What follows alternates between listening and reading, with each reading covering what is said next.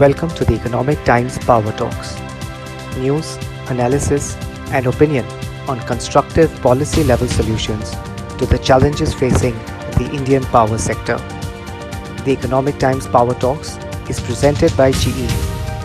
Thank you for joining us. Please extend a warm welcome to our eminent panel.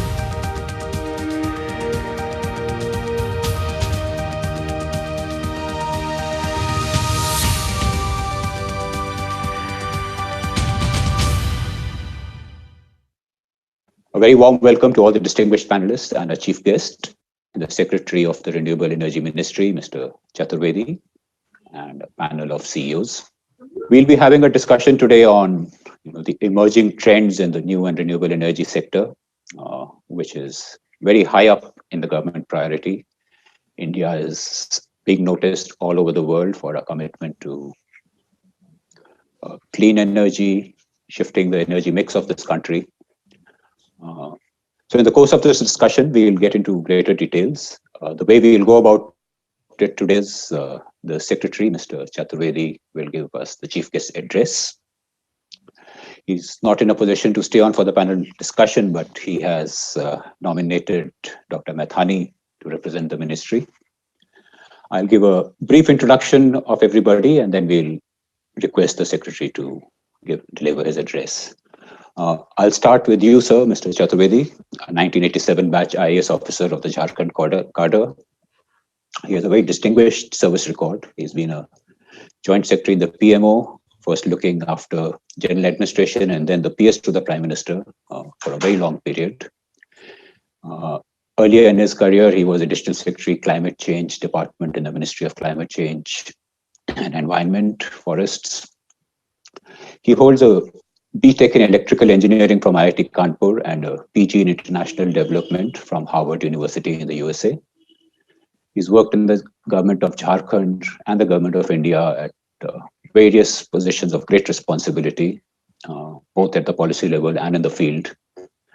Apart from PMO, he's had a brief stint in the Chief Minister's Secretariat very early in his career. He's had responsible position in the Ministry of Finance, Planning Commission, Agriculture, Personnel, Public Grievances and Pensions. And he's also undergone training in financial management, community mobilization, and participatory management techniques. Welcome to the webinar, sir. Next, I welcome Mr. Sunil Jan, CEO at Hero Future Energies since 2013, 3 decades of experience in various sectors of the industry. He specializes in creating new businesses, taking startup to scale.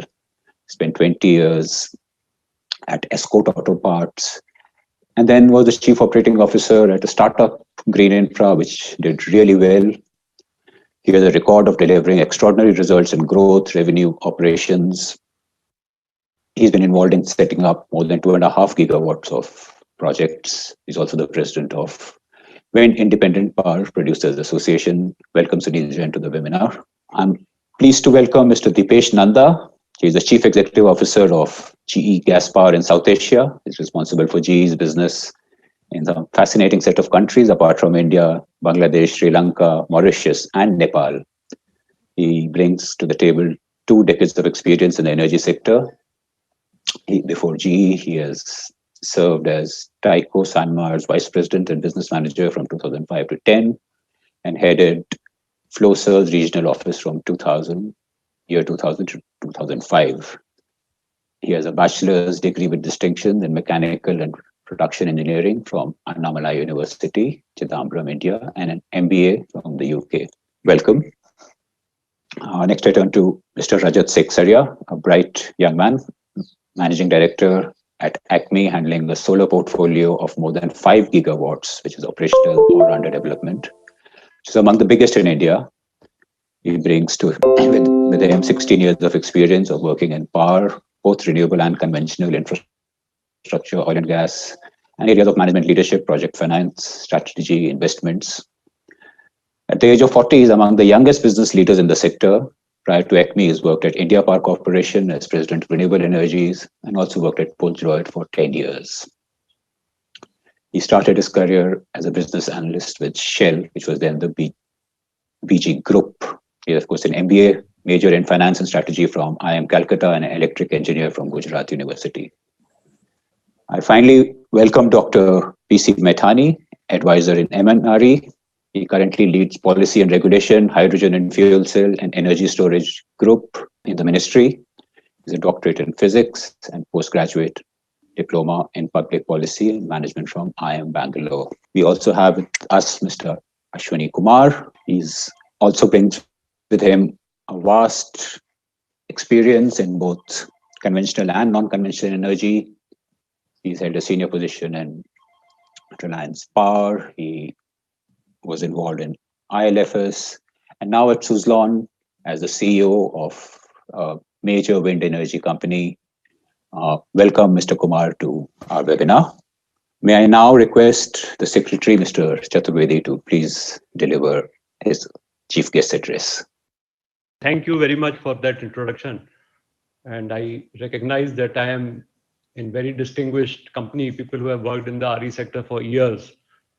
In some ways, what I am going to say is just a summary of what I have understood in my short duration in this ministry. So let me begin by reiterating some well-known facts about about India's renewable energy journey. Driven by declining costs, improved performance, and a facilitative policy regime, the last 6 years have seen an impressive expansion of 2.5 times in our installed RE capacity. What is even more impressive is that our solar installed capacity has expanded 13 times, which amounts to an astounding compounded annual growth rate of about 54%. Today, we stand fourth in the world in terms of installed renewable energy capacity, and fourth and fifth in the world if we look at wind and solar capacities respectively. Within the country, renewable energy capacity addition has been consistently outpacing coal-based thermal power capacity addition. But these are well-known facts. But could we have predicted these developments, say, a decade back? Perhaps not. Niels Bohr, the Nobel laureate physicist, famously said, it's very hard to predict, especially when it's about the future. Scholars have noted that predictions tend to linearly extrapolate today's models and today's trends. They do not take into account unanticipated developments, disruptive technology, sudden geopolitical or political developments. Consider this, for example, who could have predicted that a virus would trigger events that would strengthen the push for relocating manufacturing from a certain part of the world? What use would it serve, therefore, to look at the emerging trends? So let me say on this that these trends are here to stay. That is what I understand. They'll be there in the medium term, and any disruption which occurs in terms of technological breakthrough will only serve to strengthen these trends. So we could safely perhaps say that the future of renewable energy would at the minimum be as bright as the current trends suggest. Let me begin talking about the emerging trends by recounting some exciting news which we have been hearing in the last year or so from different parts of the world. In the middle of this year, the UK went without power from coal for a continuous period of more than 2 months. Again, in the middle of this year, Denmark announced plans for building 2 energy islands that would triple its offshore wind installed capacity. In November 2019, Australia announced its national hydrogen strategy, which envisions clean hydrogen production capacities in the world, in Australia, to make it a world player by 2030. And these capacities would also serve to satisfy large parts of the energy needs of countries like Korea and Japan. The world's largest offshore wind turbine of 14 megawatt capacity was unveiled this year. Within our own country, we took the first step towards realizing Honorable Prime Minister's vision of one sun, one world, one grid. Also, the Power Grid Corporation of India started preparing a detailed project report for transmission infrastructure that would enable export of power from Ladakh when solar or wind capacities are set up there. The list could go on. I think this momentum is here to stay. These developments have also been accompanied by unprecedented fascination and awareness about the wonders of renewable energy and the perils of climate change. This awareness and fascination with renewable energy will only grow and will also serve to influence public policy choices. In India, renewable energy capacity additions will accelerate as required for meeting the ambitious targets that we have set for ourselves. These will be driven not only by technological and regulatory interventions, but also by behavioral changes. To give an example of the latter, there is a fair chance that more and more corporates would opt for clean energy. As responsible corporate citizens, public policy will continue to be designed to increase both demand and supply of renewable energy. Legal provisions like those contained in the proposed amendments to the Electricity Act will help raise demand. An example is the provisions relating to the renewable energy obligations. On the other side, the whole set of measures towards ease of business will continue. These are the nuts and bolts that strengthen the framework for encouraging investments and are something that the ministry engages in on a day-to-day basis. In the past couple of months, for example, we have made it easier for power developers to settle disputes with SECI and the other two implementing agencies. And have also made it easier and have also facilitated the dispensation relating, have made easier the dispensation relating to performance bank guarantees. We engage with both power developers and manufacturers on a regular and close basis. And we try to intervene whenever we see problems, sometimes even when it's not directly our concern. That said, we also recognize that the challenges of today are different from what we faced when we started at a very low base some years ago. There are new issues that keep coming up. There are new problems. There are some problems concerning the state governments. And we recognize that the ministry will have to be nimble and creative to sort out these problems, to address these issues. I think there is also a certain degree of consensus that there will be major breakthroughs in the storage and hydrogen technologies. This is a simple deduction arising out of the massive research that is being undertaken in these areas across the world. And not only it's a deduction arising out of this fact that huge research is being undertaken, but also the forward-looking policies which the other countries and India are putting in place. For example, I just spoke about the hydrogen policy which Australia has established. Declining costs of storage will have very important implications for larger deployment of renewable energy, making it easier for both renewable energy to be absorbed into the grid and also for decentralized off-grid renewable energy systems to be developed. Technological developments apart, I think there will be a larger number of everyday applications of solar energy that we will see in the future. The Ministry of New and Renewable Energy has put out for stakeholder consultation a paper for promoting decentralized livelihood applications of solar energy in rural areas. We intend to take this forward in collaboration with other ministries. Regarding hydrogen technologies, a number of ministries in our country are working on different dimensions of this area. And we recognize that it is important to not duplicate efforts and also to build synergy among what the various ministries are doing. Solar energy is all set to play a very important role in the farm sector. PM Kusum is an ambitious scheme which includes both replacement of standalone diesel pumps as well as solarization of grid-connected pumps. The guidelines of the scheme are being amended to include solarization of agriculture feeders. This is being done in consultation with the states, whose response has been hugely encouraging. The scheme has the potential to steeply reduce the subsidy burden on state governments, apart from helping farmers increase their income and reducing environmental pollution. Another area that is set to take off is solar manufacturing. The cabinet has recently given clearance for a production-linked subsidy for manufacturing of high-efficiency solar modules. And the ministry will work very quickly to put a specific scheme in place, taking this decision forward. I believe MNRE officers are already engaging with manufacturers in this regard, and we will shortly see forward movement in this area.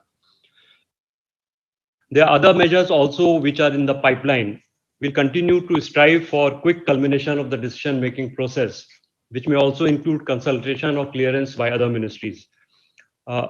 In short, I am quite hopeful that we will soon have a sufficiently robust policy framework to give a boost to domestic solar manufacturing. In fact, we have already ensured substantial demand for domestically produced cells and modules in the next 2 or 3 years through schemes like the CPSU scheme, the Kusum scheme, and the solar rooftop scheme. The coming time is also likely to see step towards development of India's substantial offshore wind potential. The major constraint in this area is the expected high cost of energy in the initial projects, but we could perhaps learn from the experience of other countries and particularly how they overcame this challenge. International cooperation in the area of renewable energy is accelerating. The International Solar Alliance, which essentially arose out of Honorable Prime Minister's vision, was a huge step in this direction. Bilaterally, we see great interest abroad in the Indian renewable energy story. Countries with impressive renewable energy capacities and experience are keen to partner with India. The target of 175 gigawatt needs to be achieved by 2022. The COVID pandemic has resulted in a deceleration of renewable energy capacity addition, but there is also a silver lining. In the period March to September this year, while we achieved capacity addition, that was only 1/3 of that in the corresponding period last year. Our bid out capacity in the same period was twice of what was bid out in the corresponding period last year. Today, our installed renewable energy capacity stands at around 90 gigawatt. Another 73 gigawatt is either under implementation or under tendering. We are aware that we need to ensure that this 73 gigawatt gets implemented on time. This has challenges on the way, including some issues that have come with the state government, but we are determined to meet these challenges. So let me end here. Thank you very much for your time.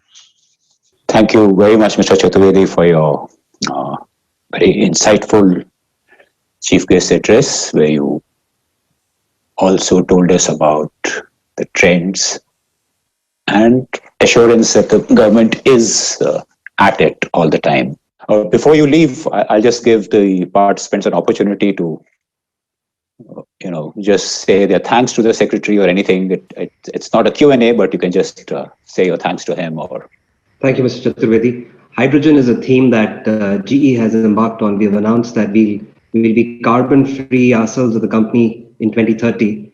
And I just wanted to let you know that our gas turbines are ready to burn hydrogen. We have 75 gas turbines that run on hydrogen globally. There is a large installation of high hydrogen gas turbines in India already. So I thought I must use this opportunity to highlight our experience in hydrogen, which is something that we look forward to continue. Thank you, sir. Thanks. Thanks for your address. Just one thing I would like to mention to our listeners on this webcast. See, MNRE is one ministry which has a very, very high level of engagement with all the industry players. So even when we went into this webcast, there was another section of MNRE which was interacting with all the manufacturers. So we have worked with so many in the ministry, but I think one thing where we get a lot of satisfaction is in terms of the level of engagement we get, the level of access we get, even during COVID times, while so many other government agencies, state governments have been reluctant to meet or engage. We have got a lot of engagement going with MNRE. Of course, not all of our demands are being met, but at least I think we can't regret the amount of engagement this particular ministry has with us. So thanks, sir, for all the encouragement your ministry keeps giving to the players. I'll just join my colleagues to say thank you to the secretary for all the support that he's been providing to the wind industry. And we have been in the forefront of making the wind industry Atmanirbhar. So most of what we do comes from India itself. And we'll continue into the journey and make the power cheaper, more reliable, and better in lines with the policy. Good afternoon, Mr. Chaturvedi. Thank you for that lovely address. The only point which I want to make is that the only missing piece in renewable to make it the power for this coming decade or the next few decades is the firmness and predictability.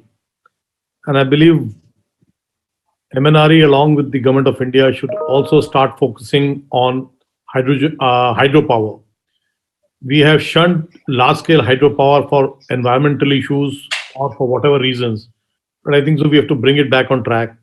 That is one thing which will really help us in scaling it up to 100% renewables.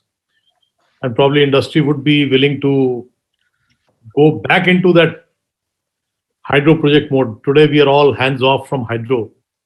We must do it. Thank you very much, Mr. Chaturvedi, for being here and listening to some feedback from our panelists also. We're delighted to have had you. Thank you. Thank you for this opportunity. Thanks a lot. We'll now continue with our panel discussion. Let me start with Mr. Sunil Jan. The Secretary himself mentioned that as we go forward, there are issues coming up with states. And the ministry is, of course, ready to run the extra mile to resolve issues. So what are these issues and what do you think are the solutions? For India, India, the power is a concurrent subject. While what is happening is that all the bids and the procurement of power is taking place at the central level, but the consumption is taking place at the state level. And the execution of the projects is also taking place at the state level. So marrying the two, the buyer and the consumer of the renewable power is a very important link. And probably these are few things which are not marrying today. I believe that this is a different times because there is very low demand in the country today. If you actually look at it, we've got 380 gigawatts of installed capacity, and the peak demand is touching only around 188, 190 gigawatts. Now, what is happening is there is an installed capacity of 200 gigawatts of thermal alone and 90 gigawatt of renewables. So exactly what is happening is you are backing down some of the projects and states are not willing for that. Secondly, when you taste blood, like the states have tasted blood of 2.5 rupees power. So even a slight increase in tariff, they believe we don't want to buy it because there's no demand also. Had there been a demand, people would have lapped up that power. Secondly, the biggest point of contention, and this is not only India, let me tell you this, as Hero we operate around the world, land is the biggest challenge. Land and evacuation will always remain a challenge no matter what we do. And land is always a state subject. And therefore, central and state agencies continue to struggle with the layer of cheese what developers are, because we are in between, we are sandwiched between the two. And therefore, MNRE has to play as an arbitrator also, and MNRE also has to play on behalf of the developers because he is the buyer of the electricity. So there are issues with the states, but I think so a new regulatory framework which is happening around could solve 90% of the problems. Another very interesting thing Mr. Chaturvedi mentioned was the government's interest in offshore wind, despite the high cost, which I think is a very positive development, because I think if you're initially ready to bear the high cost, the sector develops pretty well, as Gujarat has shown in solar energy. Mr. Ashwini Kumar, you are at the top of a wind company. How do you see the future of offshore wind as a new trend in India? I think so. One of the biggest challenge in offshore wind for Indian producers as well as consumers is not the equipment itself, because most of the companies, including ourselves, have capacities to develop solutions for offshore wind. The issue remains that of transmission, the high cost of transmission, and who is going to bear the infrastructure to enable those offshore turbines to be installed. I would say, yes, we will go for offshore wind at some point of time, but currently there are enough wind sites available, which also require transmission challenges. Unfortunately, in India is a large country, and wherever the wind is produced is further away from the consumption, unlike Europe, where these distances are small, and therefore the transmission does not become as big a challenge, and only the grid stability is the bigger challenge. So while we do support and we are capable of doing offshore wind farms, in India, and we have done many studies in the Gujarat border on how to do it. We have actually piloted one with ONGC. We think it's a little time away, and meanwhile, there are enough sites available in India where if proper evacuation facilities are there, like what was happening to solar, wind capacity can grow there. But however, the capacity and the plant load factors of high wind sites offshore, they have been studied, and it's the wind data of various years that will cause and help ultimately the offshore wind to take off as and when it comes, maybe a few years from now. So we've had some inputs on solar, some inputs on wind, and we'll also talk about hydro, being important, which has been forgotten and needs to revive. I think there's also natural gas. There's a lot of talk about a gas-fired plant being a very suitable mechanism for grid balancing, given the intermittent supply of renewable energy, whether it is solar or wind, the two forms that dominate the sector. Can I turn to Dipesh? How do you see the future of gas? It's been a bit of an off and off a sector for a long time. Thanks, Himanshu. Great question. Let me step back a bit. We have this target of meeting 175 gigawatt by the year 2022. And we have the other goal of touching 450 gigawatt of renewable energy by 2030.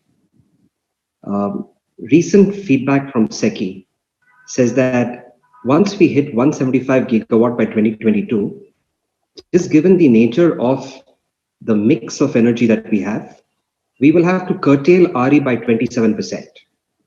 That's because the thermal load, which Sunil mentioned, has to be turned down. The turn down can happen up to a technical minimum, and that technical minimum kind of forces us to turn down RE, and that particular curtailment of 27% is something that we need to solve for. Now, if you go to 2030, and when we have this 450 gigawatt of RE, which is extremely desirable, that curtailment number touches almost 50%. The solution to this is to introduce natural gas, because the minimum technical load at which you can bring down, or the turn down ratio of gas turbines, is as low as a single digit, and that delta gives you the ability to introduce more RE in the grid, which is this whole concept of marrying the intermittent energy of wind and solar along with that of natural gas. The good news is that India has been systematically built to import natural gas. So while we have our own domestic natural gas, which has found all its uses, we have 40 million tons of capacity already built on the western coast. We have 5 million tons ready on the eastern coast, and there is another 20 million tons of LNG capacity which is on its way. Another quick point is that the prices of natural gas have today corrected to an attractive point where the combined cost of electricity of renewable energy and natural gas will find place in the merit order. So my short point is that for us to increase the penetration of renewable energy, to avoid the curtailment of RE, both by 2022 and by 2030, there is a solution that's available for us to implement, for which there is fuel available, the economics can work out, and players like GE have the technology. Rajat, would you like to add to the point? You yourself, your company has one of the biggest portfolios of solar energy in the world.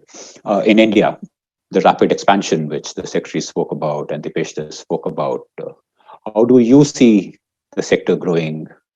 What are the challenges you face? So what I would do is I would just kind of pick the baton from where Mr. Nanda left on gas and how it's complementary with solar. The most exciting development that we see as a company, and probably some of our peer companies see, is, so yes, intermediary fuel gas is an option.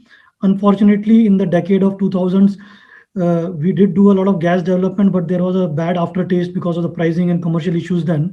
But technically, we are ready to use gas. And fortunately, I think within the gas supplier community, there is realization that power as a category has to be treated differently versus some of the other categories, right? So the delinking with the pricing, delinking with crude and other forms have to happen. And already I see a lot of gas suppliers and gas developers, I think, kind of aligning their product portfolio or commercials to suit the requirement of power. But extended to gas, I think development which is going to be more exciting in the medium and long run is hydrogen, and which is where I think you have players like GE who already have their machines who can function on hydrogen, or with some modification they can function on hydrogen.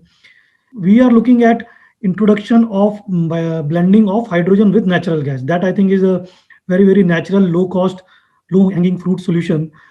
So if that happens, and when we say hydrogen, I mean green hydrogen. So basically hydrogen which is developed using renewable power, solar power. So think of it. We have Rajasthan in India, which is a very high solar resource area. We have some of the largest trunk pipelines of gas actually going through the same state. And even if we talk about blending of 5 to 10% in say next 3 to 4 years, we are actually creating a full category of new demand for solar power, which is not linked with power per se. We are kind of extending, getting into the share of energy wallet, right? So that is something which I think is going to be important. And in some sense, if you do a further deep dive, you'll realize that also kind of partially takes care of the intermittent natures of solar, because that also kind of at some level provides some balancing when you can convert power as either as power or sell power also as hydrogen. So I think that is a part where we as a company are quite bullish about. In fact, just to kind of provoke a few more participants, we actually don't believe storage solution lies in batteries. We as a company, our promoters, our think tank actually believes storage, as has been promoted now in terms of battery being the solution, will probably at some point in time hit a ceiling where when we are talking gigawatts of solar, it will just practically become impractical. And secondly, we will lead to another problem where one of the key resource for battery storage will be virtually controlled by one country, right?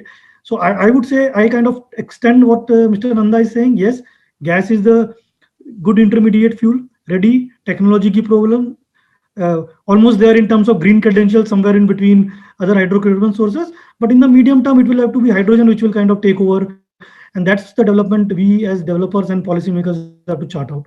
Dr. Methani, there are some interesting issues raised by panelists.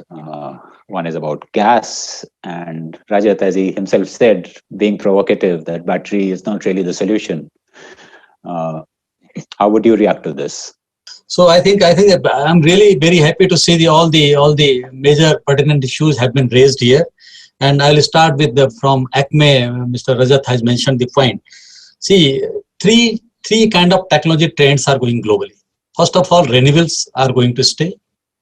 Renewables are making a mainstreaming since last 1 decade. Efforts are towards that side. Third, progressively the intermittent and the informed nature of renewable energy is steadily and slowly going to become dispatchable and firm over the period. So either it is storage or hydrogen, all are contributing to that direction. Just I give a small figure. In the year 2003, when this hydrogen global movement started, that time it was considered that by 2015, we will be getting hydrogen competitive with the other energy sources. Then in between, the batteries developed significantly, and then they started changing the scene. But now, if you look at in batteries, in 2010, the battery cost was $1,000 per kilowatt hour. Now it is $200 per kilowatt hour. And if you go by the predictions, it is $75 per kilowatt hour by 2030. So progressively, the cost is reducing. Same is in the renewable. The cost is progressively reducing, where we are getting solar 18 rupees per unit in 2010. Now we are in the range of 2 rupees 36 paisa. Same is with the hydrogen. That is another candidate technology. That the kind of hydrogen full value chain which was envisioned around 10 years back.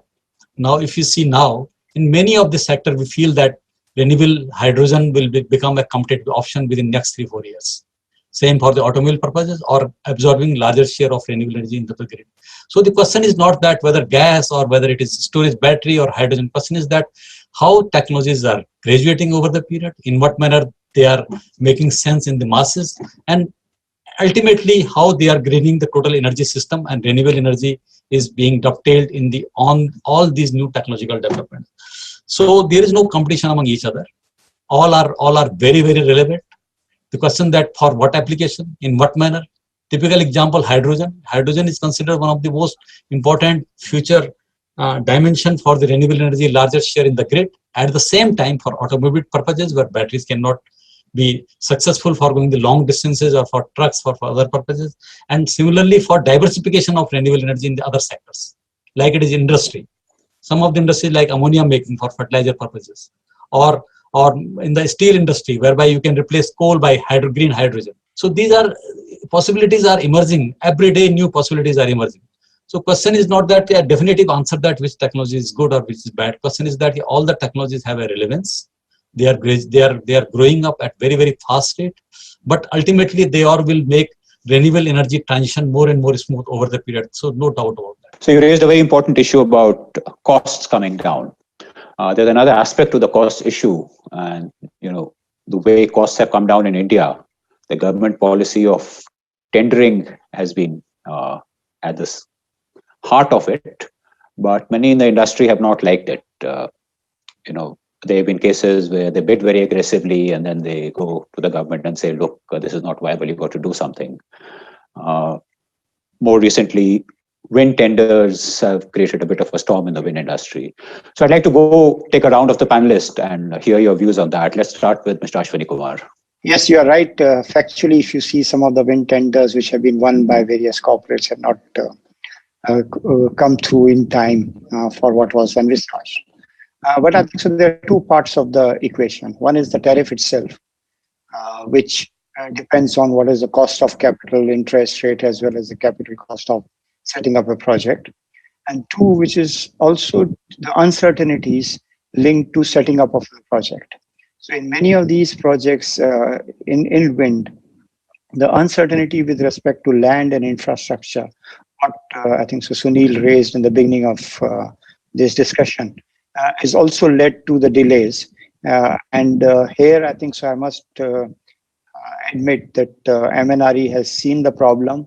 They have come out with a draft wind park policy, which will remove these issues in terms of land and evacuations. And you will have something which is infrastructure ready, wind farms or wind bids. And that, as we have seen in the solar park movements, will be not only very certain that they will come up, that will give probably the finest tariffs that will happen.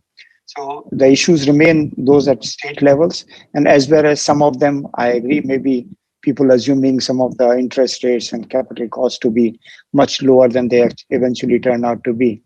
But those things are, I would say, smaller, and those are anyway cyclical. So whatever is today will not last the next 20 years. Those are, I think, so part of developers' risk. But what is actually causing delays is some of the uncertainties regarding land and evacuation. And the way, because those were not fixed or not in control of the bidders, and many of them thought they will put the plant at the very same land and won the thing, won the bids. And therefore, streamlining that part in consultation with the states would go a long way in resolving these issues. Rajat, your company has bid and won many tenders. What do you think of it? So I don't know whether there was a nuanced when you asked the question, because when the first time tariff hit 244 and that made all the headlines, I recollect ACME was probably not that popular among the developer community. You're right. Now there is that particular plant which hit headlines around 2.5-3 years back is actually running for more than a year. And now we are not talking about 244 anymore. We are talking about 237, probably lower number. So I think to be really fair, I wouldn't say it was a punt. It was an educated call that company took at that time, and it was very much possible that the call could have gone against us because, just to give you insights on how people bid, they don't bid on today's prices, which is a more conservative way of bidding. The way people bid is break up all the major cost components, actually analytically analyze what could be their trend, and usually would back the fact that historically, if it is a particular CAGR of drop of cost is happening, that trend would suddenly not disappear. Right. So historically, that has been the way people have been. So people who kind of try or claim to foresee 2 years ahead actually bring that there in number, and that is how the sector has been benefiting. But my view, and it would look a bit surprising coming from ACME, that particular method of reducing tariff has probably run its course now, right?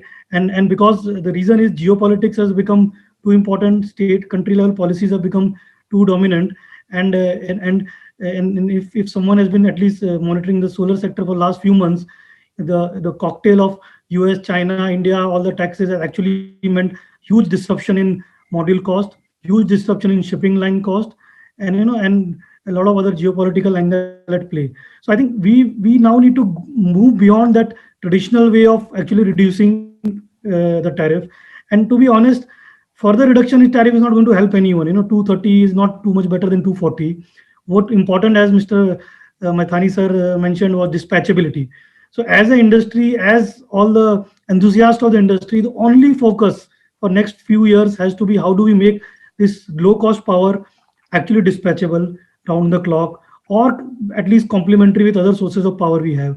And that is where we all need to work, rather than trying to grab too many headlines anymore on lower numbers, because 2 rupee power doesn't help us if it's not dispatchable, right? So that's the stage we have reached, and we need to have that internal rethinking within the industry as well. Sunil Jan, do you think it's time to move out of the tender system? Absolutely not. And it will never happen. Firstly, no government around the world. In fact, we must congratulate India for giving this e-reverse auction business to the world. And I see this madness all over the world. And let's not blame the government. Let's stop blaming government. The government never came to our offices to say that you quote 244, you quote 243. We were sure about what we are doing. And when we succeed, we are hailed as business leaders. And when we do something wrong, we blame the government. That will not cut any more eyes. I'm being very frank in my opinion. And I believe just wait and see what happens tomorrow, or maybe today night. There's another auction happening. And don't be surprised if it falls again below 240. Even in this turmoil, what Rajat was talking about. See, what is happening is that renewables is not only about generating energy and selling energy and making returns. Renewables is also a finance play. It's a valuation game. And adding capacity gives you valuations.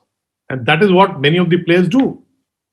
As I look at my trend, I have always won tenders at the higher spectrum of the tariff. Always. You see my track record. And I did not win a single wind bid up to SECI 8 or 9. I did not win. Because I knew where I had to stop. Probably my crystal ball was giving me some different signal than the others who were gazing through those crystal balls. So wind was always a disaster. Going down to 250, 260 would always be a disaster, and that is exactly what has been done. What we have to do is, I rightly agree with Mr. Maithani, let's focus on how we're going to dispatch this energy and lower the cost, easier to dispatch, make this energy dispatchable.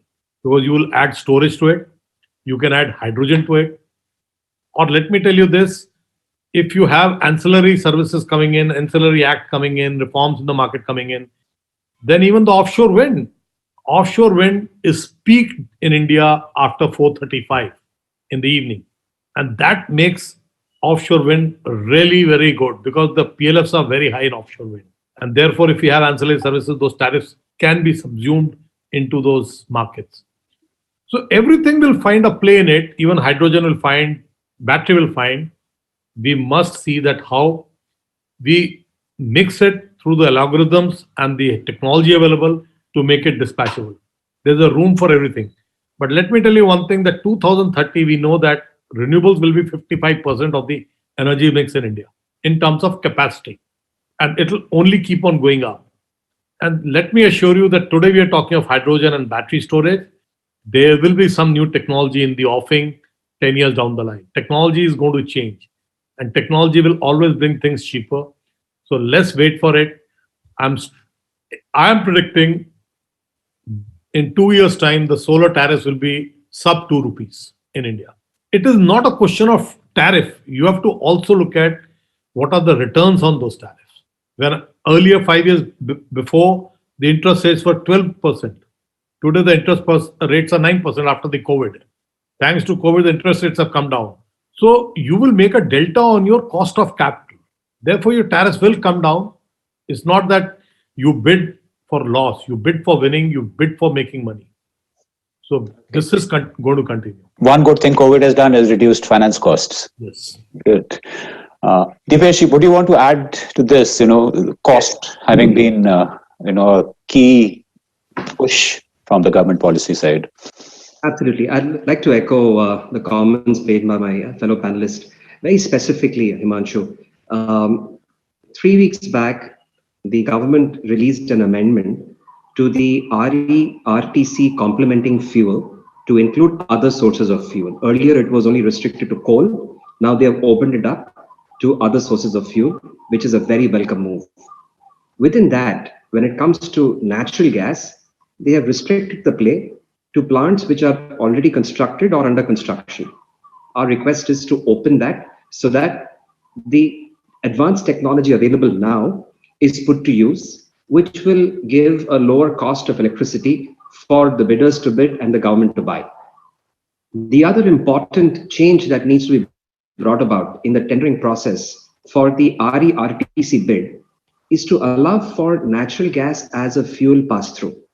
Now remember, when the bidders are bidding for an IPP project, the balance of risk between the developer and the government needs to be managed in a fashion where it becomes attractive for bidders to practically submit a bid on RE plus a complementing fuel like natural gas.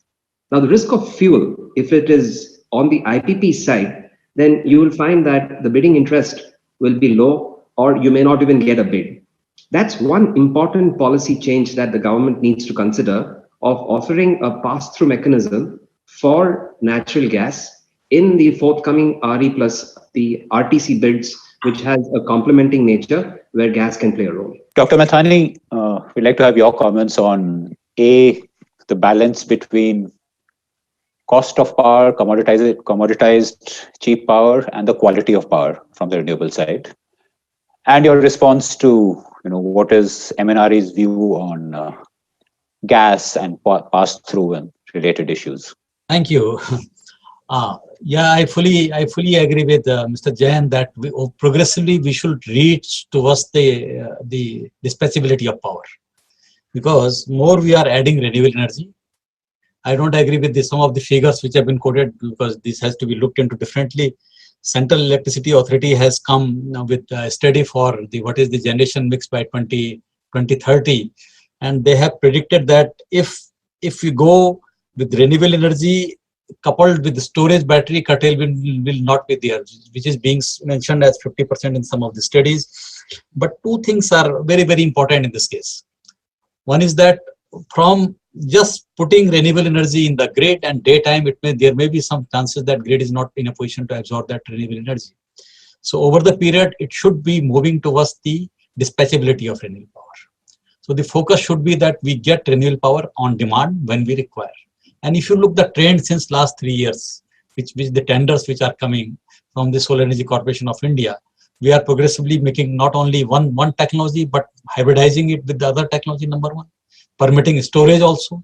And one of the tenders we have seen that if thermal can be dovetailed with that also. These options mentioned by Dipesh can certainly be these are the discussion can happen if they are relevant, but these are the suggestions are there. But what is the objective? Objective is to make renewable energy more dispatchable over the period at most cost competitive rates. It should not burden the cost in the process of making it dispatchable. What are the least cost options are there? These have to be looked into. Second point about the bidding or not, two things are very clear that the tendering or bidding process have given a uniform platform for very transparent manner that everybody are equal. They can bid on the equal grounds, and the results are before us. That instead of tendering different ways, now it is not only the central government bidding, the PSUs are bidding, but at the state level also bidding is taking place in the state of Gujarat, in the state of Rajasthan, and other states also they are doing it.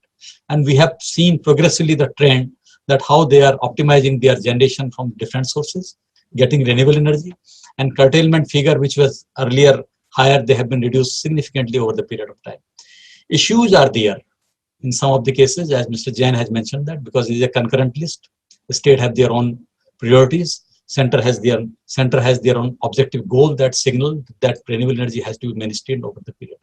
We have seen in the past that there were some issues, but they have been sorted out in the discussion with the bringing on the board wherever there are issues. And as has been mentioned that always there is an open dialogue process going on to see that what is the best in the interest of the consumers, and also the developers are not penalized for the thing which is none of their. The last issue I'd like to raise is manufacturing, something the Secretary also mentioned, and he said there's going to be a robust policy response that is coming. So when it comes to manufacturing, we've heard a lot about China overwhelming the Indian market in solar, but not so in wind. What's different about wind, Ashwini? And do you have such concerns, or are you already going good and strong and you're happy with the current situation? I think so. Wind, not only I would say Indian companies like Suzlon, but even the multinationals companies who came, found that the ecosystem for manufacturing in wind, because of the historical reasons that it's been around for more than 20 years, as well it is more suited for the wind characteristics of India. I think so. They have always been very, very competitive. I don't see that changing in wind in the future. Almost all in fact, not only in India, some of our components that Suzlon manufactures are actually used for wind projects in Europe and America. So it's not only, I would say, so this is something which should be encouraged, part of our Atmanirbhar policy. It does not have any of the commoditized business, because ultimately, as the wind develops, these are like large, complex turbines, and they also keep changing very fast. So it's not I would say, bulk production of panels, which can give the advantage to the manufacturer. I would personally not see wind becoming India versus foreign issues. We have been competitive. We have been part of our export revenues, and not only I would say Suzlon, but other companies also will continue to do that going forward. Sunil Jan, you think solar would also achieve that kind of a status, standing in Indian industry, like wind manufacturing has? Well, I'm not sure that it will achieve that status that we'll become 100% Atmanirbhar. But let me compliment the government for coming out with that production-linked incentive scheme, which is definitely going to motivate more and more people to come into domestic manufacturing. And we are seeing that interest happening now, and a lot of people are looking at it seriously because after the government has announced this scheme. But I have only one caution for the government, is that if you have to be in a manufacturing of any product, well, let's talk solar modules as one, we need a complete value chain to be manufactured in India. The moment you are dependent on imports from our neighbors on a couple of components, you are always in trouble, because then they control that supply chain. And for solar, I think so the silicon ingots, polysilicon ingots is the thing, and the wafers are the thing which needs to be manufactured in India if you want to be truly Atmanirbhar. I believe that's possible because I just read somewhere that government is thinking of forming a JV among PSUs who will do that capital intensive work of polysilicon manufacturing and wafer manufacturing, and then supply to the domestic manufacturer. If that is possible and that is done, I believe we can be an alternate location, geographical location for solar supplies. Okay. Just to tell you this, solar would need big scale. Today, a gigawatt or a 2 gigawatt is no more a scale in the world. Anything which is below 10 gigawatts is considered peanuts in solar, because the China's capacity next year end, I'm talking of 21 end, would be closer to 230 gigawatts in manufacturing. So that is the scale we are talking about. And here we are talking about that we'll be 20 gigawatt by next year end. Well, you see the 1:10 scale. So it is important you have a complete value chain inside.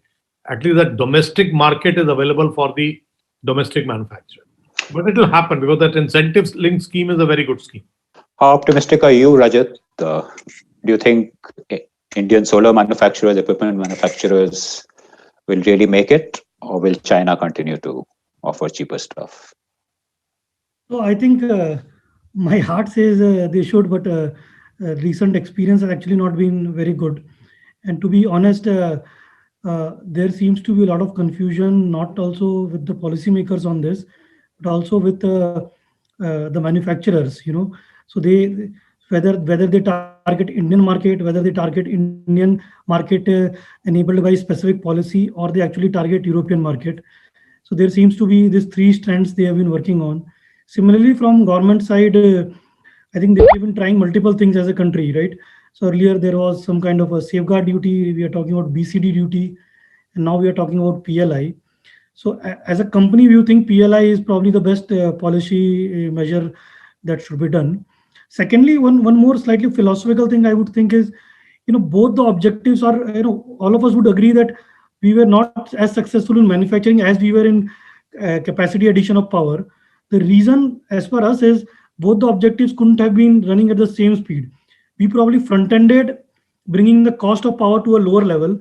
Now this probably affords us some cushion for government to actually now encourage manufacturing, even if it means slightly higher tariff or they have some wriggle room for actually doing that.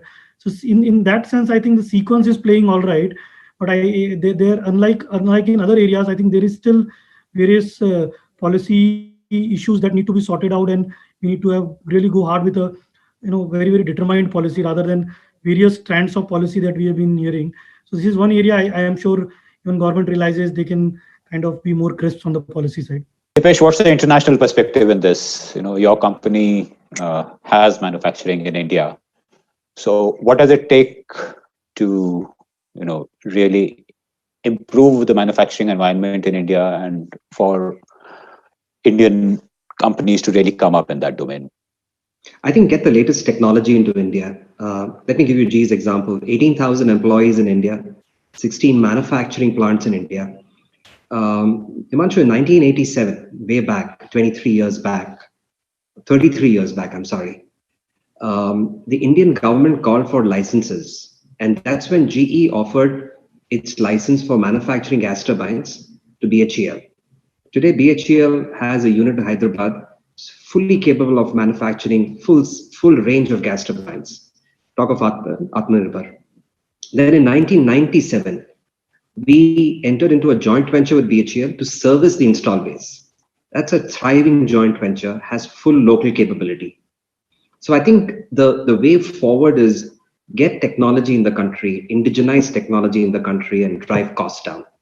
Dr. Methani, how do Indian manufacturers get the best technology to the country at an affordable cost? Four major things which are going on insofar as creating a manufacturing hub for India is concerned. As our Secretary Sir has mentioned that the geographies are changing due to COVID for manufacturing one another. So it is a lot of movement is going on there. People consider India could be the better place for manufacturing and creating globally competitive manufacturing in the country. Second point, which is they are creating the domestic market for the manufacturing within the country. As mentioned that there is sufficient demand has been created, which can give an initial traction for manufacturing in the country. Third thing that if there are some issues related to factor of input for manufacturing, these are also being looked into. Even if still there is a gap, that is the fourth, the PLI scheme is being seen as a conduit to cover that gap. After these four areas, one of the most important things comes that how technologies come in the India.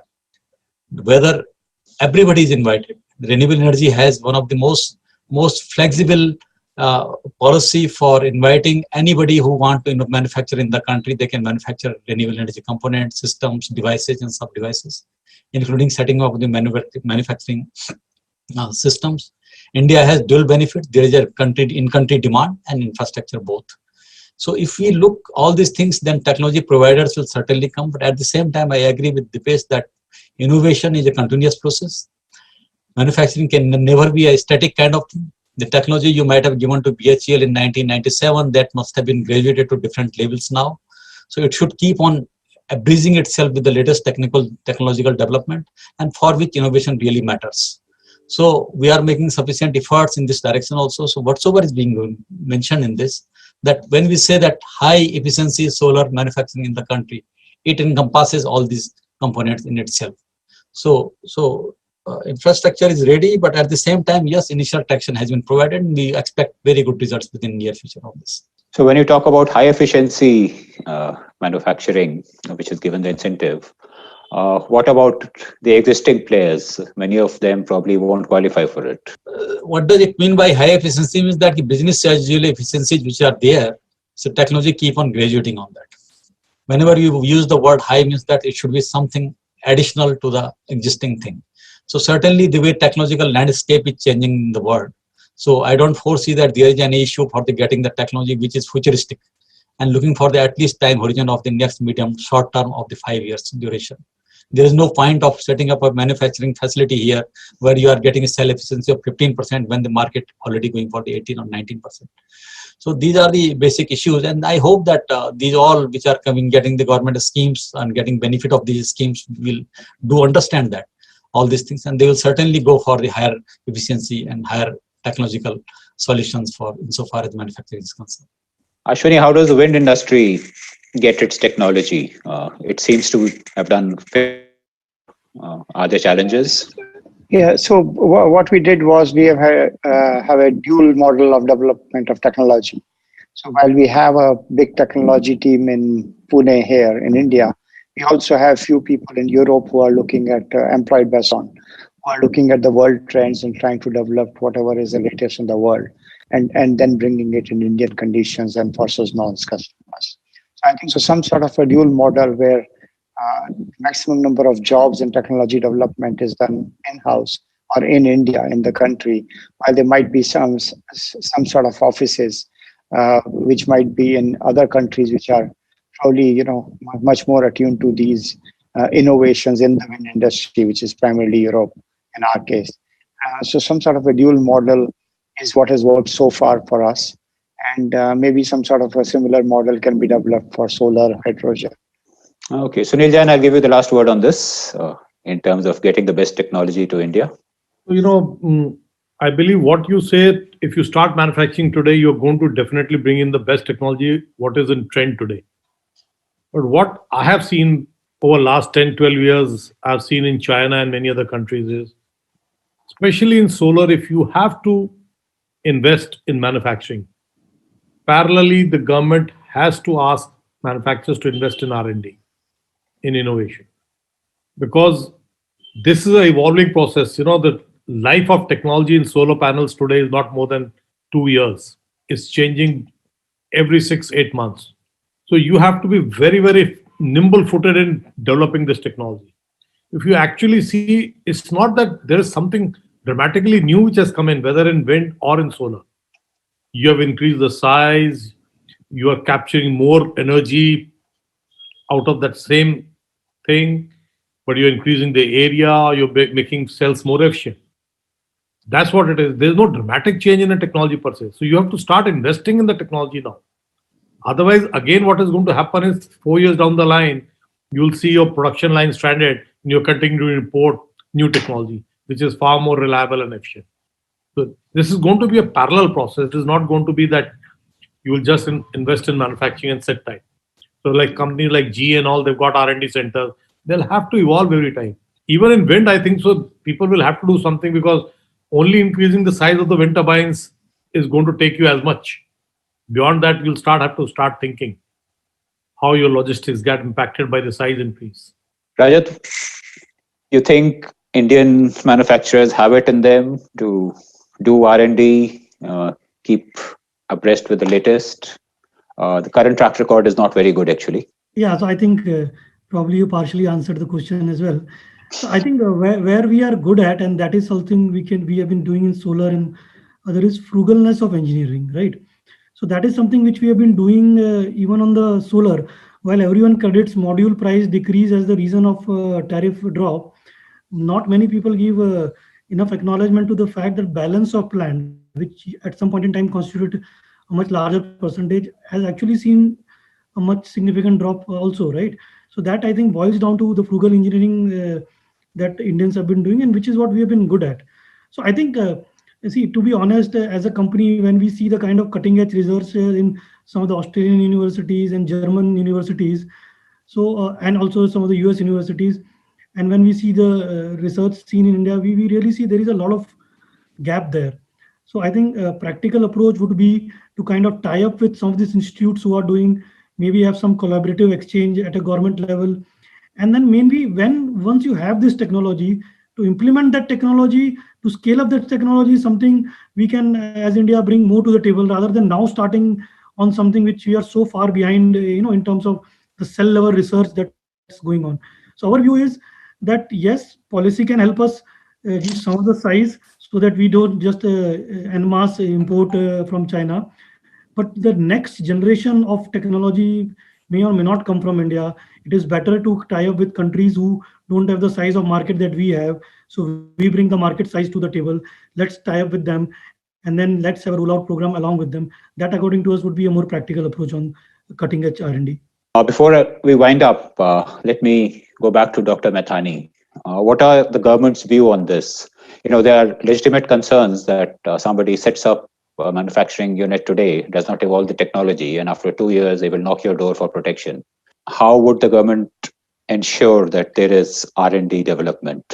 So far as research and development is concerned, the government of India has so far been investing in the extra moral projects in all these technologies. That is one thing. But this new paradigm and our new focus is that industry-based partnership for research and development, whereby government has also been contributing in the research and industry is also an equal partner.